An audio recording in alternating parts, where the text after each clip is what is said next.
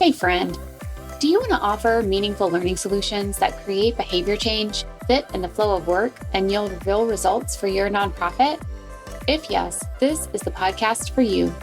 Join me as I explore instructional design and leadership development best practices, as well as change management, belonging, and influence.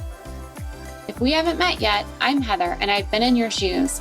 I'm a learning and development consultant and founder of Skill Masters Market. Before starting my business, I led learning and leadership development initiatives for a large national nonprofit. I know what it's like to need to develop your staff quickly and effectively and to build the relationships and cut through the organizational layers to be successful. And I'm bringing all of that to you in this podcast. So block your calendar, turn off your Teams or Slack chat, and let's dive in. It's learning for good. What's the number one priority for HR leaders in 2025?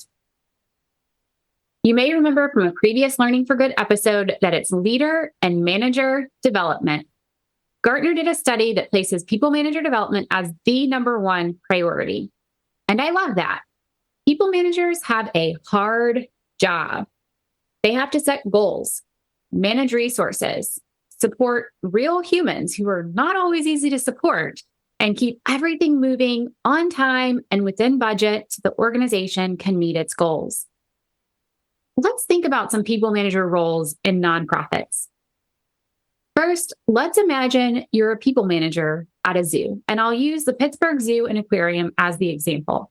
I looked up their strategic plan and annual report to base this hypothetical scenario on. According to their strategic plan, their mission is to connect people to wildlife, inspiring communities to conserve nature for future generations. Some of their objectives related to this are to develop education offerings to reach diverse audiences, increase empathy towards wildlife, and better communicate their conservation and research work and their experiences. So now let's imagine you are a people manager at the Pittsburgh Zoo and Aquarium who manages frontline staff working in the gift shop. What does that look like? Your team has inventory that you have to stay on top of. They're handling cash, and you're interacting with 3,000 people every day. It's just a general estimate based on the 1 million visitors they get each year. Oh, and let's assume most of your team members are part-time staff. If this were you, you would be pulled in a million different directions, and your job is to help your team reach their goals. Maybe they have sales goals. See how they fit into this larger vision and strategy that I shared. Should they be sharing a conservation fact with gift shop guests, for example? Your job is to help them manage their schedules, order new inventory, and the list goes on. And you can start to see how this might feel overwhelming. So we as L&D, we have to be able to not just develop their skills, but empower them to do their work effectively, even with the day-to-day constraints of time and resources. Now, you might not be working at a zoo. You might be developing people managers at a nonprofit hospital or an education-focused organization or one that's focused on immigration or housing or even an industry association. All of these environments have people managers who want to do a great job and who are working within these constraints.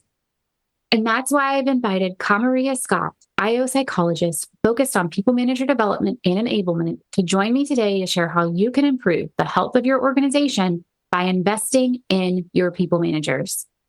We'll discuss what we mean by manager development and enablement, what the common challenges are, and recommended solutions so you can invest in your people managers throughout the year.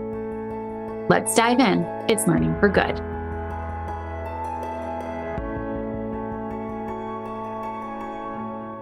Kamaria Scott is on a mission to redefine what it means to be a great manager.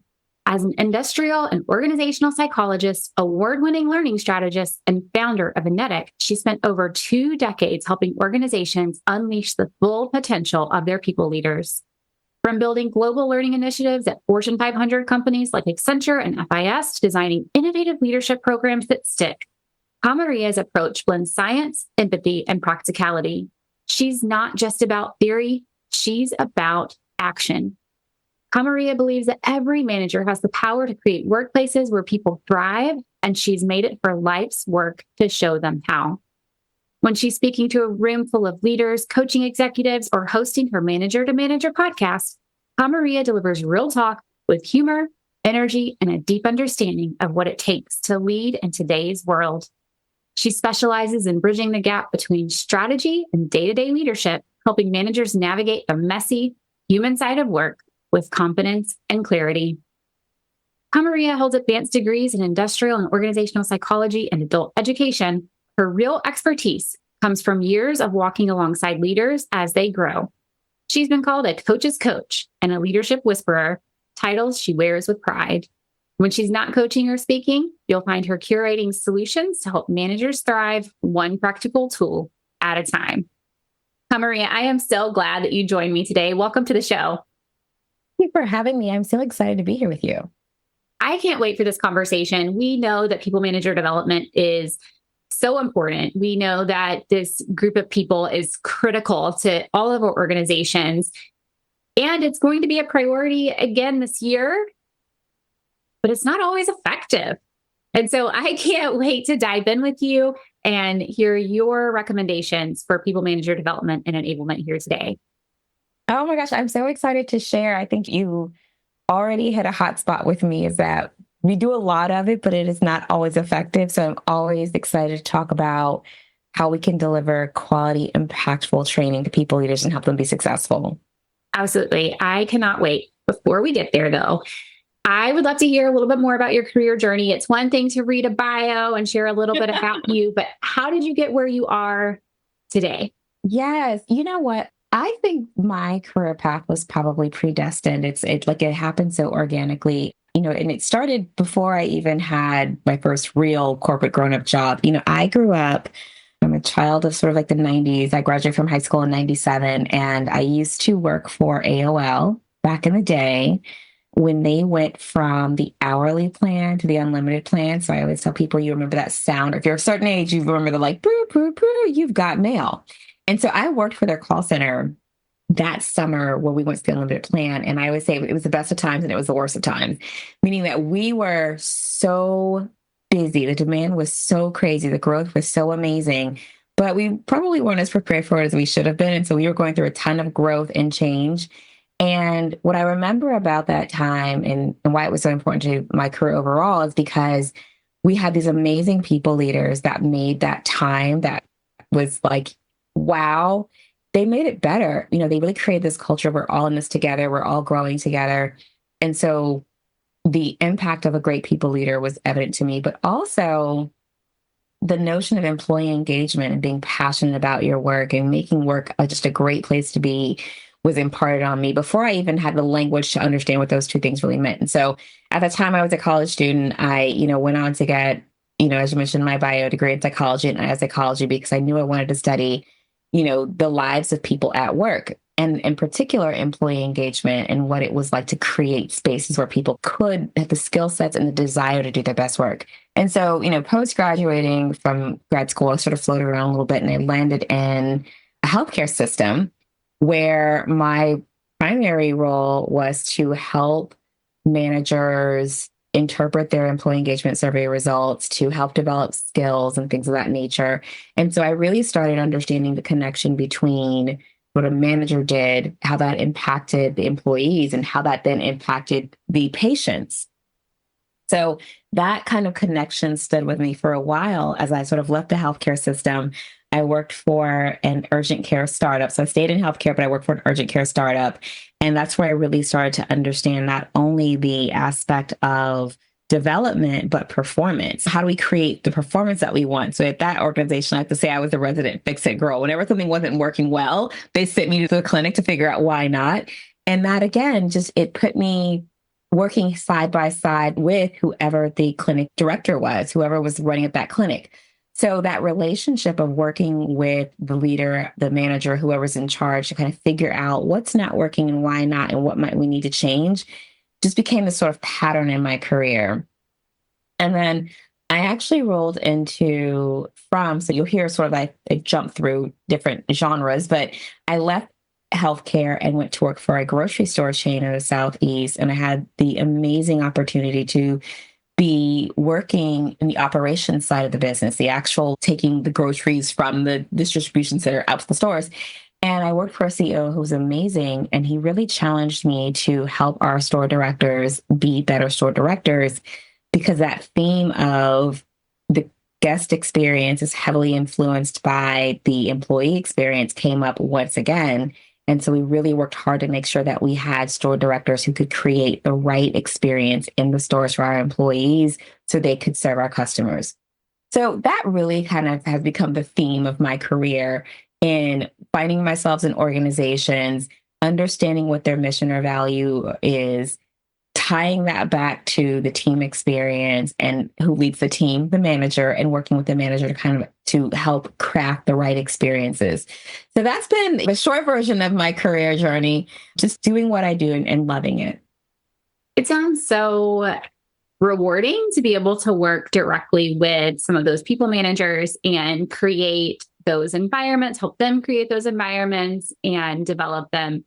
So you landed in people manager development and enablement. What is that and why is that important to you in particular? Yes, thank you for that question. So I do separate those two things out because development came first, enablement came later.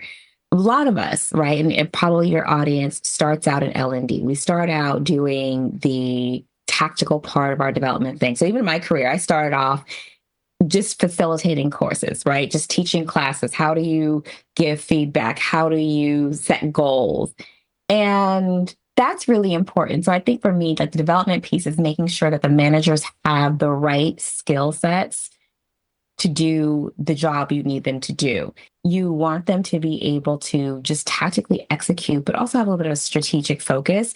And so the development piece is, how do I take the manager and how do I help them personally transition into a better people leader?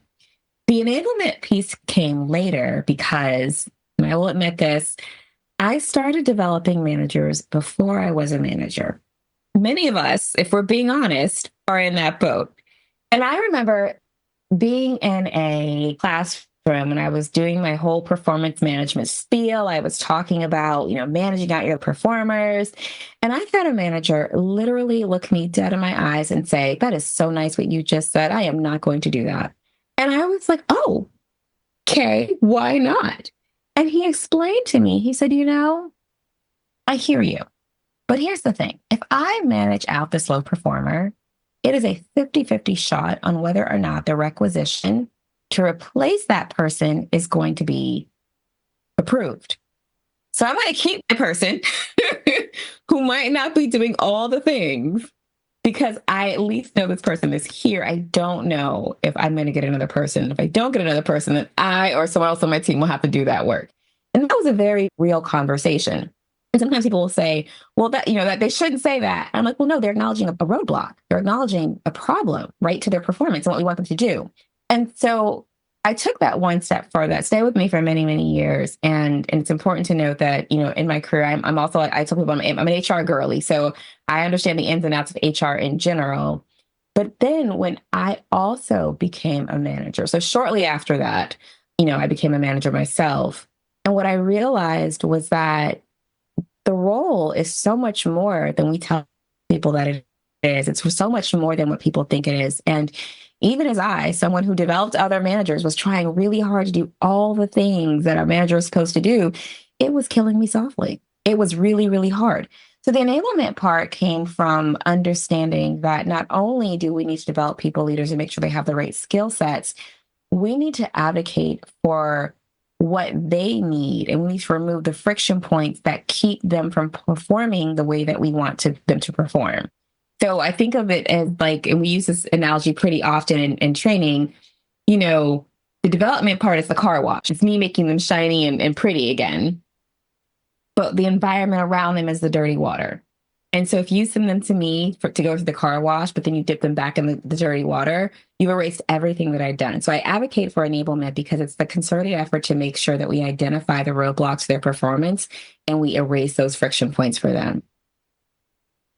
That's so important. And even when I talk a lot about behavior change in L&D and how sometimes we can do all the right things and create a great learning experience, and the change still doesn't happen because we haven't considered the environment. And the organization just wasn't ready for that change for whatever reason, whether it be the managers didn't know about it, or the processes didn't support it, or the culture wasn't ready for it, right? There are all these different things that impact it. And so it really is that, yes, let's develop and let's create that behavior change that we want to see, but we can't do that in a silo. We have to really think about the environment that they're working in. So I really appreciate that you're highlighting that and call that out in your work.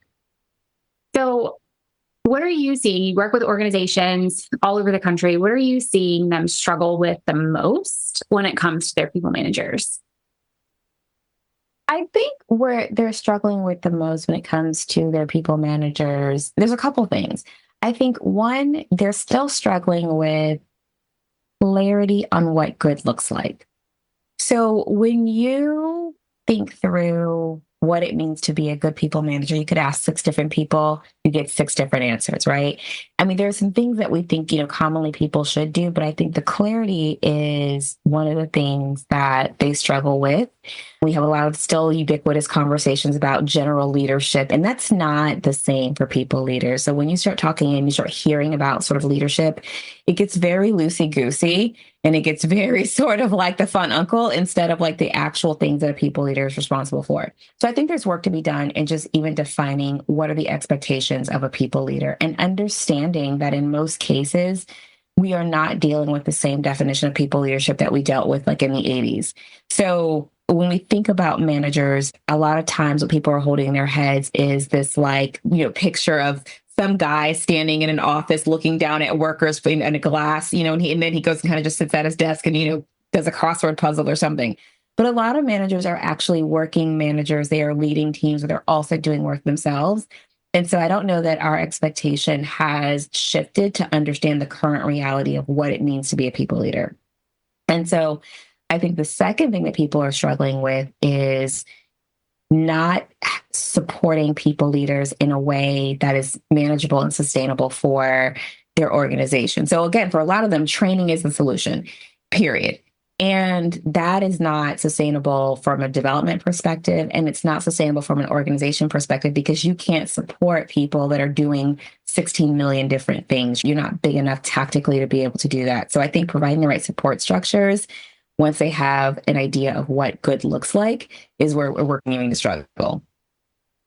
The thing that I would say that they're struggling with managers is lack of, I would say, role modeling for them. So if you look at data from Culture Amp, they will tell you that the higher someone goes up into an organization, the less likely they are to display actual manager behaviors. So that's the feedback, that's the coaching, that's the recognition.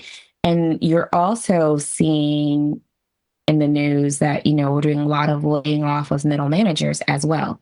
So what you really have now is a lot of managers that are not receiving the role modeling, the conditions that we're asking them to give to other people. Do you wish you could connect with other nonprofit learning and development leaders? I know what it feels like to want someone to bounce ideas off of and to learn from, someone who really understands you and your work. Imagine if you could have a simple way to meet people in the field, ask questions, and share information. That's why I created the Nonprofit Learning and Development Collective, where nonprofit L&D, talent management, and DEI leaders can connect with each other quickly and easily in a virtual space. When you join this community, you will walk away with a new, diverse, and powerful network and a sounding board for your staff development needs. So if you're ready to exchange ideas and collaborate with your peers, come join the Nonprofit L&D Collective.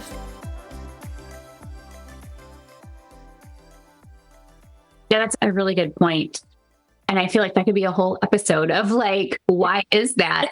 And There probably are some very specific reasons in there as well. Okay, so lack of clarity. We need to be able to set those clear expectations. We need to define what good looks like. What are the current expectations of a people manager? Lack of sustainability, because training can't be the only solution. Again, if you think about the environment and how are you enabling them to do that work, you need something that will help make that change sustainable. And then lack of role modeling with the higher up leadership, not giving that feedback, not providing coaching and things like that. So as you think about those challenges, what solutions do you typically recommend as organizations are trying to support their people managers? My favorite approach is to, and I think this might be where I differ a little bit from other people who focus on manager development, is instead of trying to develop each individual person on their own particular journey, take a cultural approach to developing your managers. And that goes back to part of like, what does good look like here? And so the clarity part, for me, is always having a conversation around, let's look at your employee engagement survey results. Let's look at your customer experience, data if you had it. Let's look at your growth plans. And let's really hone in on what are the real key behaviors that your people leaders need to be able to do to make the difference. And then let's bring everybody on board at one time. So, if you think about what typically happens in organizations, typically open enrollment for whatever class you want to take, everybody has their own individual development plan. For me, I think that it's really important to start establishing what we do here. So if there's a particular behavior that people leaders need to do that is critical to your success, make it a part of your culture, not just a training class. So one of my favorite, sort of behavioral ways to put this in is it's almost like a check-in, right? So earlier in my career, when I worked at a hospital, we used to do rounding, and that was the habitual habit of checking in on your employees, and everybody had the same 5 questions to ask on the same cadence to ask them. And there was a whole roll-up process so that if I asked it at my team level and I gathered what my team said, I would roll it up to my leader, who would roll it up to their leader. And that became a part of the culture of how we led. And so I don't necessarily then have to go back and train everybody on like, oh, you need to have a one-on-one or you need to do X, Y, and Z. It's culturally what we do here. And it makes it easier for me to see who's not doing it. Because if I'm a manager of managers and I don't get your roll up of your rounding conversation, then I'm like, well, did you do it? Where is it? Right. And that then becomes a part of the culture, and it helps us to coach to specific behaviors. So, after leaving a hospital, I took it to my grocery store chain. We renamed them and we changed them to fit the culture of the organization. So we used to call them winning talks, and I'd have my store directors, if you're stacking apples, ask these 5 questions while you're stacking apples, and then share this information with your regional director. So it's really about, for me, I make sure that it's not just the skill, but making sure that every skill has a home so that when that skill has reached its destination. And that level of clarity for managers is so great, because then they can do it however they want to, but that skill has a home. One of the things that managers really struggle with, and that has been my experience over time, is that anytime anybody goes to a training class, they get decision paralysis, right? We go, we teach them, we train them a thing, they're going to do a thing. But then when they get back to work, they have to figure out, well, which of all the things that I learned am I going to actually take back to the workplace? Where am I going to use it? When is the right time? There's no trigger in most cases.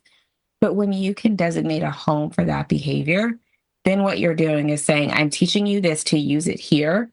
And you're making it less taxing on their brain as to what they have to do next. It's very clear. And then you can build in that checklist, say, yes, once every quarter, you're supposed to have this conversation. Did you have it? If not, let's talk about what happened.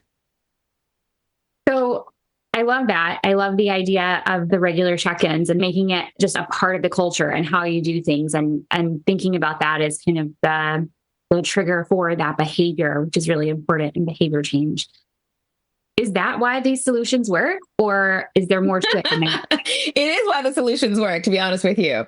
It is why the solutions work, because for me, it becomes then a coaching tool, and it creates that objectivity that is lacking in what does good look like. So when we think about behaviorally, I always tell people you are a good manager based upon the actions that you take and the behaviors that you display, right? So I'll take you back a little bit further and have a vulnerable moment with the audience.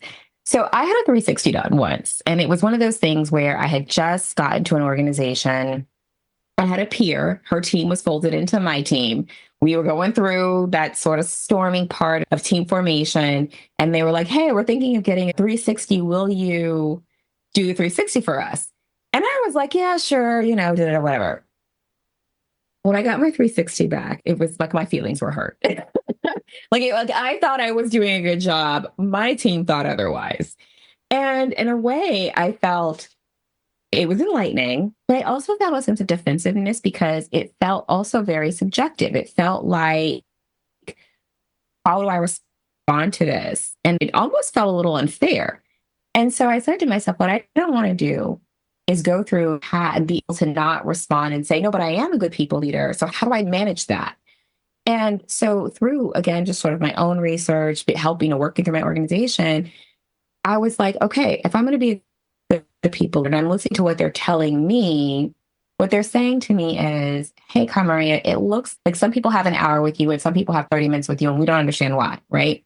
So I wasn't being clear in my values and I wasn't being clear in what I was doing. So that was still on me because I wasn't communicating that some of you prefer 30 minutes, some of you want an hour, and that's okay, right? Or it was like, hey, some people are doing this and some people are doing that.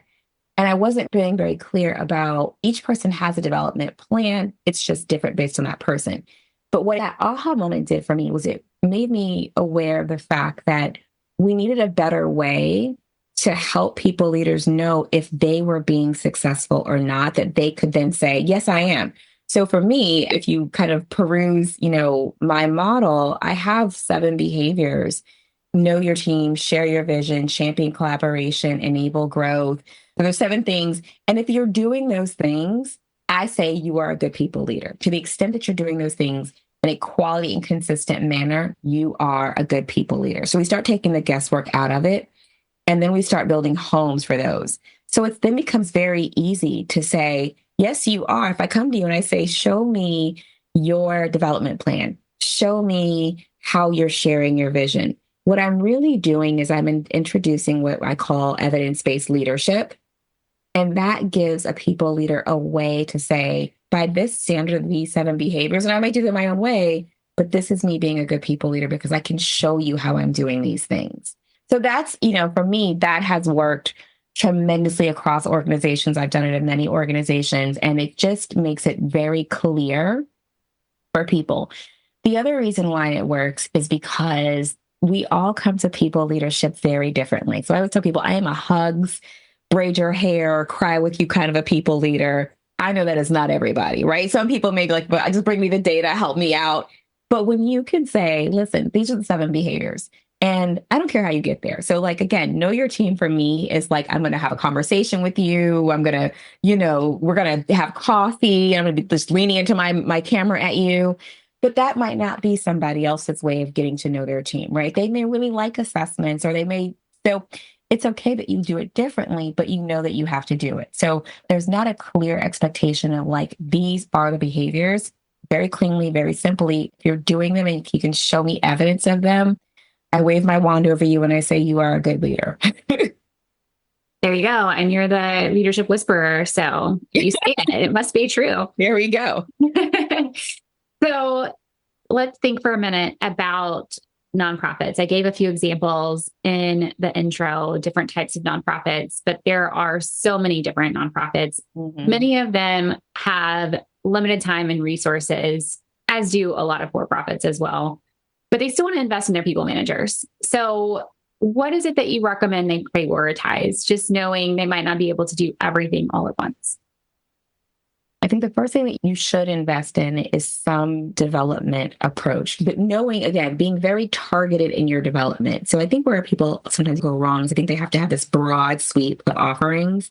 And I just don't think that's necessary. Focusing on the key skills that are important to your people leaders. So, if you're growing and you have people who are facing a lot of change, making sure they're really skilled change management is going to be super important to you. So I think it's prioritizing deliberately the learning needs and focusing on those things is first, and making sure there is a commonality in the baseline of what you want them to be able to do, because you're going to want to teach and coach and train to those behaviors. So I think just getting really clear on the behaviors. The second thing I would say is take a performance consultant mindset. I always say people come to me when they're like, Kamaria, they won't do the thing. And whatever the thing is, whether it's performance reviews, whether it's having difficult conversations, take a moment to step into their shoes and understand why they might not be doing the thing that you want them to do, and look at it definitely from a design thinking and a high empathy perspective. Again, the example that you gave at the beginning was great. If I'm a part-time person and I have a team of part-time people, I'm managing my gift shop, I'm trying to do all the things, I might go in and go, are they doing these things manually? Like, is there some technology that can help them do the thing? So where do you want your people leader to be spending their time? Do you want them to spending their time on admin tasks, or do you want them to spend their time on actual people leader responsibilities? What can you take off their plate or simplify? So looking for ways, we are flush with technology these days. Some of it is very low cost. Look for the ways that you can make their roles easier, that you can automate whatever is not truly important to their role or not truly important to where you want them to be focused. So I think those are the two things that I would focus on the most. Great advice. Kamaria, thank you for joining us today, and thank you for sharing all of your wisdom, so many insights in such a short episode. And I can't wait to hear how people are implementing what you've shared. Thank you again. Thank you. Thank you for having me. I really appreciate it. Of course. I love this conversation with Kamaria. We are so aligned in how we think about learning and development. Identify the skills that are needed, develop those skills, but also make sure they can be implemented effectively. And if they can't, come up with the other interventions that are needed to support them. If you've implemented training and it just doesn't seem to be working, I highly recommend taking the performance consultant mindset that Kamaria talked about. Get curious about why it isn't working and use your problem-solving skills to help your people managers implement the behaviors you need them to implement. And if you need support with that, please reach out.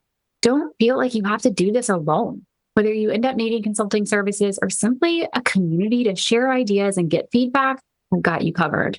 And I'll see you next time on Learning for Good. Hey friend, was this episode helpful for you? Did you like what you heard? Do you want more content like this? Here are 3 things you can do.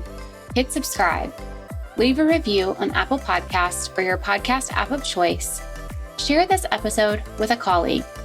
This means so much to me personally. I read every review, but it also helps me learn what content you like most so I can create more of what you want.